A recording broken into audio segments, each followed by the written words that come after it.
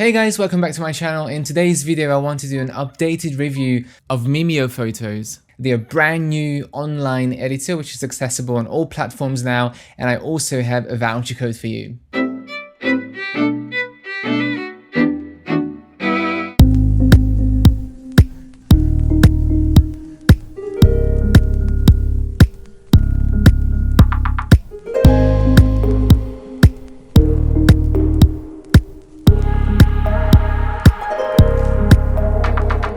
Make sure to subscribe if you haven't already done so, and check the notifications bell to never miss a new video. I also have a Patreon page now if you want to show your support for this channel. Before I start talking about the book at all, let me just give you my discount code. Use the code GURU2020 to get 15% off your order. It ends on the 31st of August 2020, so you've got like 5-6 weeks to use the code. So make sure to order your books in time. If you don't know Mimeo Photos, I have done a video about them before. There's going to be a link to it in the description below. Basically, when Apple stopped their print services, their photo books, calendars and cards, Mimeo came to the rescue of the customers that Apple abandoned, and they basically provided the same style photo books and print products that Apple stopped doing, so everybody could carry on printing their products without any change or difference in the size, materials and so on. Mimeo was also an official supplier to Apple before they stopped their print services, so that's why you have the same materials in both books. Mimeo Photos Editor is an extension to the Apple Photos app, so you have to download it, install it, and then you can create photo books without leaving the Apple Photos app. So it's very good because you don't need to export your pictures, and you can always make changes to your pictures, and it's going to automatically update in the book. This is all nice and pretty, but of course the Windows and Android users are left out of the game. The great news is that Mimeo Photos has their brand new online photo book editor, which now you can use from any browser on any platform, and you can create the same photo books without the need for an Apple computer or any Apple software. I quickly went on to try out the new editor just to see how it compares to the extension and how easy it is to work around it, and that's what I want to talk about in this video. But I'm also going to show you the books that you can make, because as a Windows user you might not have seen my previous review, and that's why I want to show you what the books look like, what the final product is, and what kind of options you can choose from. So let's start with the unboxing. So the book came in a box like that, and when you open it there is a little compartment that keeps the book very safe and neat and tight. Then you take it out, and there we go, there is a little film over it.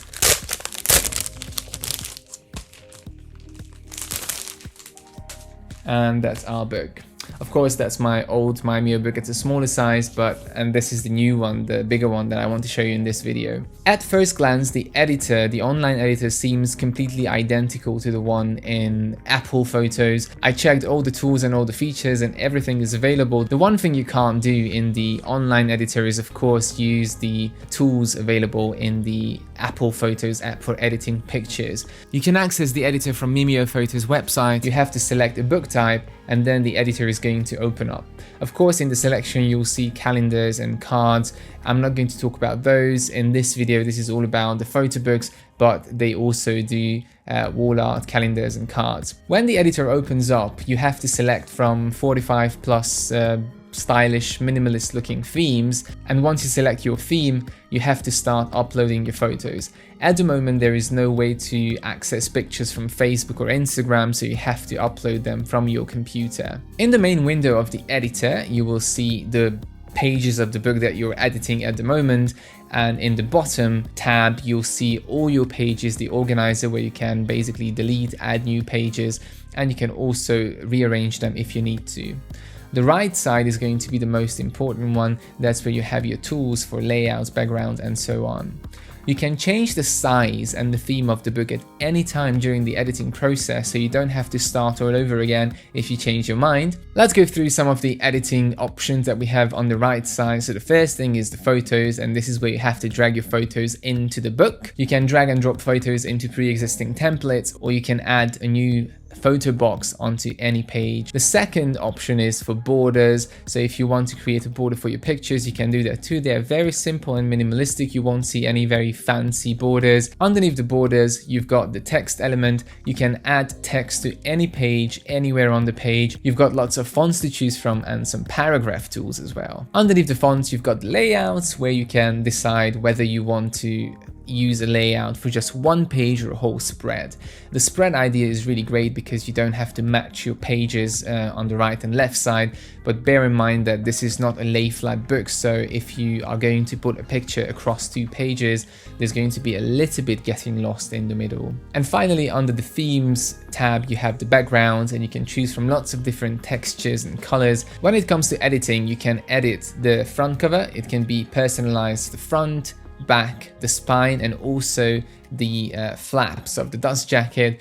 Inside the book, it's not as rigid as Apple's editor used to be. So you can start off with pre-made layouts, but inside the pre-made templates, you can move around any of the text boxes. You can make them bigger, smaller. You can rearrange them, and you can add more, add text. So it's quite flexible when you want to create a nice layout. The one thing you need to know about this editor is that it creates a very minimalist, clean look. So it's kind of sticking to what Apple started back then. It's not going to look like a scrapbook like what you would see from Mixbook or Shutterfly, where you have hundreds of stickers and very funky kind of frames and layouts. This one is a nice clean layout for mostly photos and text, and it's very difficult to create an ugly looking book because the layouts are so nicely arranged, and the pre-made layouts look really good and well spaced out. In this book, I was using mostly the pre-made layouts with very few adjustments. Now back to Apple just for a moment. The extension for Apple works exactly the same way as what I showed you now with the online editor,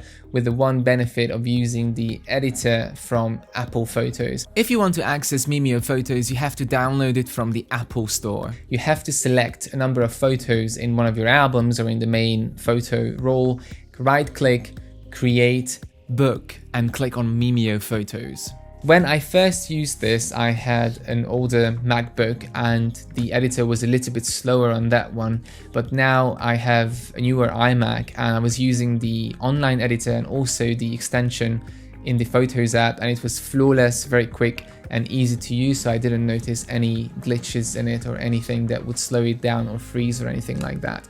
So make sure that you have the latest version of the extension and also of your operating system if you want to avoid any kind of mishappenings during the creation process. So let's come to the books. Let's start with the sizes. You've got 2 sizes for the softcover, which is an 8x6 small landscape and an 8x8 inch small square, which is that size there. For the hardcover option, you've got 8x8 square. Again, that one there. You've got 10x10 inch square, 11x8.5 landscape, and you've also got 13x10 landscape extra large. The sizes of course match the old Apple book sizes. I think they could add maybe an extra large square, like a 12x12 inch, and the portrait books are completely missing from the range at the moment. I know it's not the most popular, but some folk like their photo books in a portrait mode. Regarding the covers, you can choose from 2 different covers. You can either choose a soft cover, which is personalizable on the front and the back, and it's going to be glossy, or you can choose the hardcover option, which I've got here. And I really love the hardcover because it carries on the Apple kind of look. So if you remember the old Apple books, they used to have an Apple logo on the sleeve, and all the books, all the hardcover books come with this white sleeve that protects your book from damage, but you can of course see the title on the side. So when you take off the sleeve, you have, upside down, you have your book here, and it has a dust jacket. And underneath the dust jacket, you've got the same artwork as on the dust jacket. Now the dust jacket is kind of lustrous. I wouldn't say it's glossy, but it's lustrous. It has a very nice texture. That's how it looks. You've got the spine text, and on the inside you've got these flaps which you can personalize, and you can write there a story, you can put pictures. I put a map there of the holiday. It's a very good way to make it look like a book as opposed to just a photo album. The cover underneath the hardcover is matte in finish. As you can see, there's no gloss at all. It's the same image as on the dust jacket, And again, you've got the spine text as well. I really like the hardcover. I would probably always go for this one just because of the dust jacket and also the sleeve, which I like because I love white things and I love minimalist things. Let's have a look at the bindings. So all Mimeo Photos books are perfect bound. There is no lay flat option at the moment, and by perfect bound I mean that the pages are stuck in the middle and the book doesn't open completely flat, so there's a little bit getting lost in the middle. Now when you open the book, it starts with a beautiful grey flyleaf, and that's how it finishes as well. And this is where you're going to see a Mimeo Photos logo on the last page on the inside of the cover, but there's no branding or barcode anywhere on the outside cover. There's also a little headband on the spine, which gives it a nicer, more elegant look, and the binding itself is really strong. But when it comes to double page photo spreads, I think if it's a landscape, it's alright, but if you put people on a photo that's going across 2 pages, you might miss somebody's eye or somebody's nose, something like that, so you have to think about it. The paper used in the Mimeo books is exactly the same as Apple used to use, so it's a silky photo book paper that has a very subtle sheen, and it's brilliant white, which is very good with the colors because you don't get any kind of cold or warm tint to it. It gives you a very nicely balanced color result, and it's slightly thicker than the average photo book paper, which is around 150 GSM. This one is a little bit thicker, so it feels a little bit more elegant, and it's going to last longer as well. At the moment there is no other option for the papers. I think maybe a high gloss option would be good even for a perfect bound book. I know the lustrous is better with lay flat books, but a high gloss option might be preferable by some customers. Let's also talk about the print quality. All the Mimeo books are printed on digital printers, HP Indigo printers. There is no silver halide print option at the moment, but with perfect bound books, the HP Indigo is probably the best option you can do. The colors look really nicely balanced and very vivid, especially on the brilliant white paper. It's not going to be as detailed and natural as silver halide, but if I compare it to other books in the same range, in the same digital category, it's doing really well. So I was very happy with the print quality. I was also looking out for cropping and, you know, misaligned cuts around the book, but I didn't see any faults anywhere. So I was very happy with not just with the print, but also with the actual assembly of the book. And let's come to the final category, price. So the price of a 10 by 10 inch hardcover book for 20 pages is going to be £33 plus VAT, and you have to pay 89 pence plus VAT for every extra page you add into the book. Don't forget to use the code GURU2020 to get 15% off your order, and it's valid until the 31st of August 2020. Let's talk about delivery as well a little bit. So as you could see, it was really well packed, very neatly. It arrived safe and sound, and it was also very quick with UPS. The price for shipping is a little bit more expensive than the average you would pay for a such sized book. I think in the UK it was £11.99. Not entirely sure how much it is in the US or in Australia, but that was the price in the UK. And finally, just some pros and cons. Well, the first pro is of course the editor, which is now available not just in the Apple extension, but also as an online editor, so anybody can use it. I really like the style of these books. That's what I liked about the Apple books as well. They are clean, they look minimalist, they are not crowded, and you don't have to do too much to create a quick photo book. The templates look really good, you just have to drag your photos in and you're done. The quality of the book is also a definite pro because it's well assembled. I like the flyleaf, I like the little detail on the spine, and also the print quality was very good in the digital category. It was well balanced and the colors looked nice and brilliant. The other thing I really like about this book is the white sleeve and the flaps and the dust jacket, that you can even personalize the inside of the dust jacket. And if I have to mention a couple of cons, or maybe things that we could expect in the future, not even so much cons,